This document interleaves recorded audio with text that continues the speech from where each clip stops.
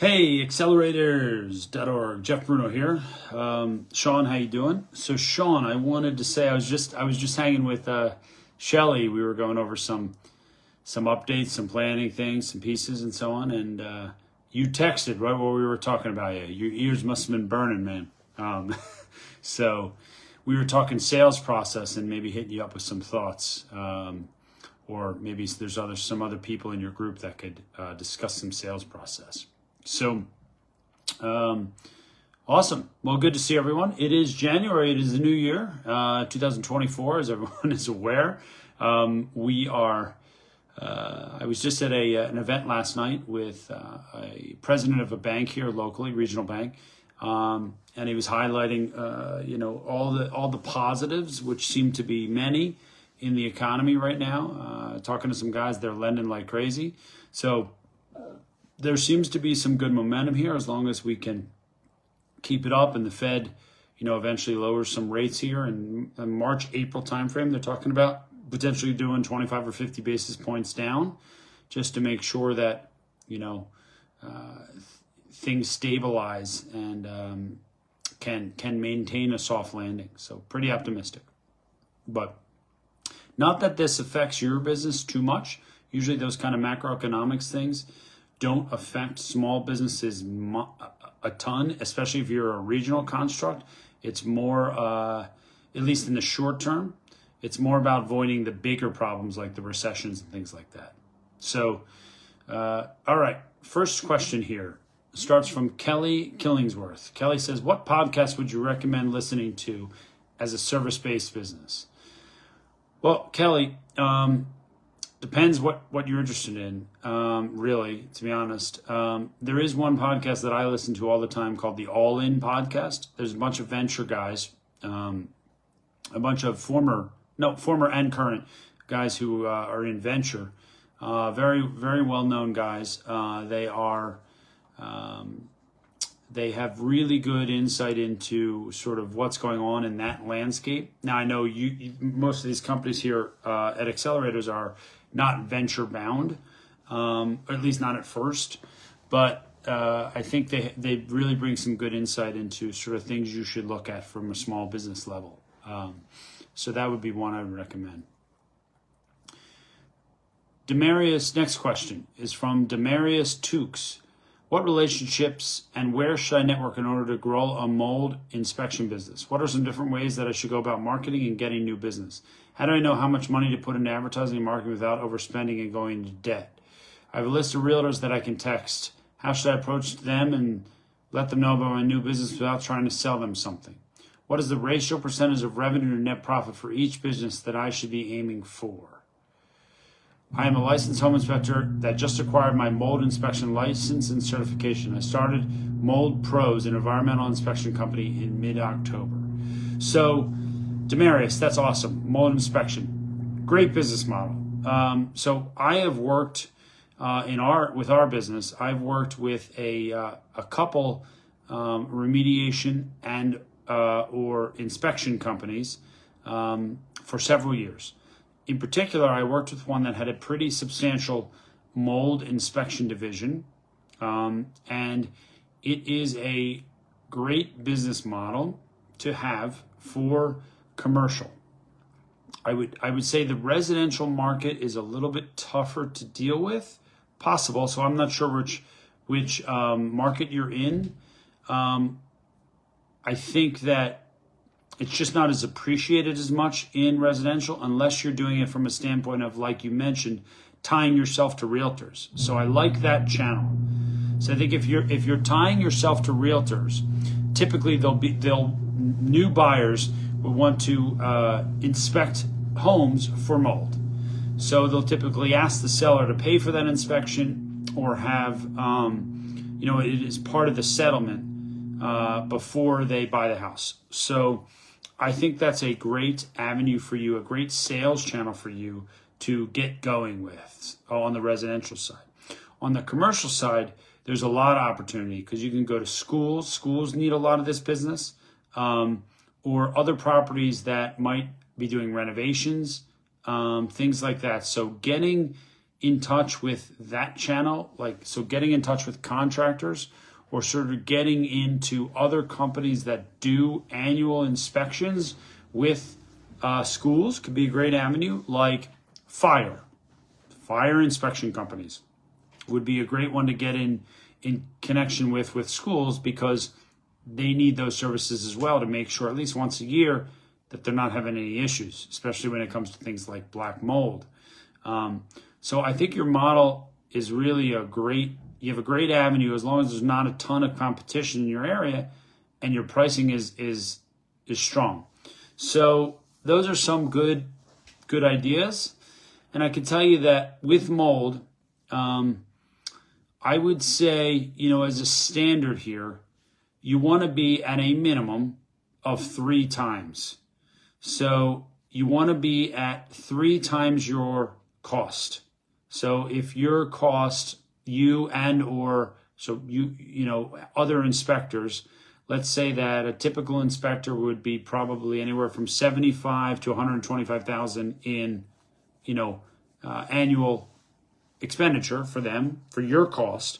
So let's say it's maybe $50 an hour, plus 20% for benefits and so on. So let's call it $55 to $60 an hour, 60 on the high end of an inspector. So that means you want to charge anywhere from $160 to $200 an hour for your inspection scenarios for your clients.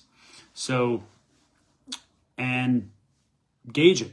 If it's a project where there's a school where there's 10 units in a school, and maybe you can do a flat fee rate of something, you might be able to do it that way.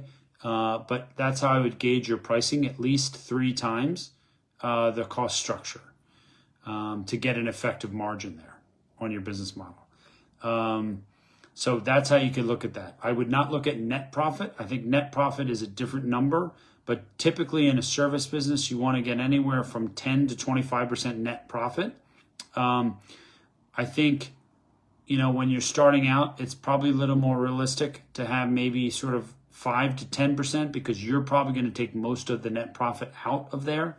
So you want a little bit of cushion, 5 to 10%, so you can use that money to grow the business. But and then you make up the other 10%. So you can target a 20% net profits. 10% of that goes to you, and 10% goes towards growth. That's the way I would try to shoot for it initially. And that's sort of a slower growth. That's probably a 10 to 20% annual growth clip. Maybe 30% if you can get lucky with that level. But that's one way to look at it. All right. Next question is from Marco Antonio Sanflu. Next question is from Marco. He asks, what system did you use or still use to manage your time and stay focused as it relates to getting things done and time management? Sanfilino is a full travel concierge service company. We focus in Cartagena, Colombia, and provide travelers all over the world with a prime, bespoke experience in the country meeting the highest standards of service. I'm tired of winging it as it relates to getting things done. I want to be more focused and strategic. Can you suggest ideas of how I do this based on your experience? Marco, I love your commentary. So, sure, time management. I think I mentioned this on a couple of our past lives. So time management is critical. And here's the way I would structure it. Only stick to the things that are your highest value activities for you. So anything that's not high value, push aside, downplay, do it later when you can get to it, weekends, time when you're not in actively producing revenue mode, or if you have enough profit or capital to effectively use an outsourced resource like bookkeeping for your financials, or sales training for your sales team with a trainer and a metric plan from that sales trainer, or use us, Be Modeler, to look at all of your measures, what makes the most sense to incorporate into targets, appropriate targets, and then what useful data do you apply to manage all of that? And how to manage and what to manage to. So, I mean, those are how you manage your time, is by looking at what's valuable and what's not, and separating out that way. That's the best advice I can give. Kelly Killingsworth has another question. How crucial is it to level up our wardrobe to match up as we level up? Kelly, I love that. So I don't know. These days,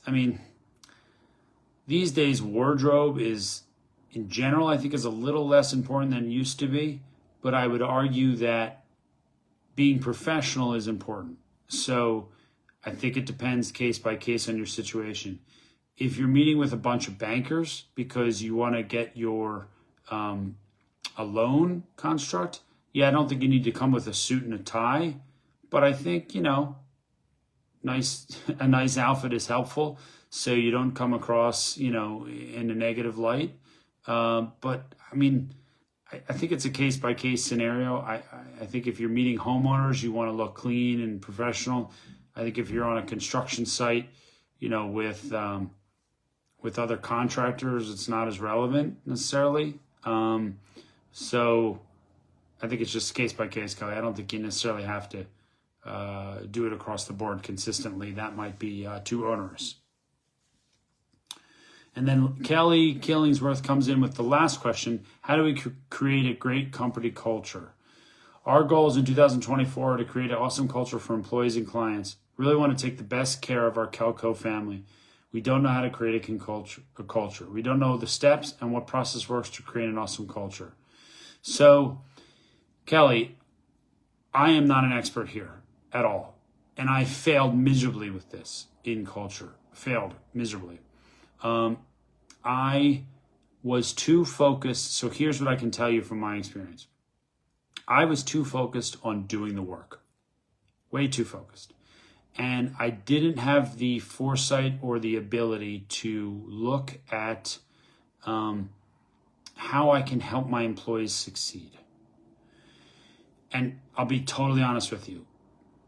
You need to be able to remove at least 70, if not 80%, probably 80% of your direct work with clients in order to be able to see how you can structure a culture. Because it has to come from the CEO or the founder or two partners or whatever. It has to come from the ownership on how to structure a culture and maintain it. It doesn't have to be some fancy dancy structure. I don't think. It just has to be the owner doing it from their heart and from their time. So I can do it. I just didn't because I was so busy. I mean, at one point I was running with 14 clients on my own, not on my own, but with like one person helping me, and running 25 other clients with my staff. It was impossible. My employees hated me because I never could help them figure out how the nuances, how to improve, where, what I wanted them to really do with the clients that they were interacting with. I couldn't lay out a good process for them because I was too busy. And then I'd say, well, why aren't you doing it this way? And they'd be like, I don't know, Jeff, I didn't realize you wanted me to do it that way. Major disaster.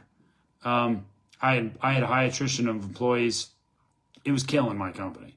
Now, it's not all my fault. Some of the employees were the wrong employees, but I didn't have a chance to see that. If I had more time to see that, in 2 months, I would have let them go and let them, instead of them staying for 9 months and me figuring out they were the wrong employees. So it gives you that bandwidth to figure that all out much faster. But that's why you need a lot of time to do it, to be able to do it. So I hope that helps. Guys, this has been great.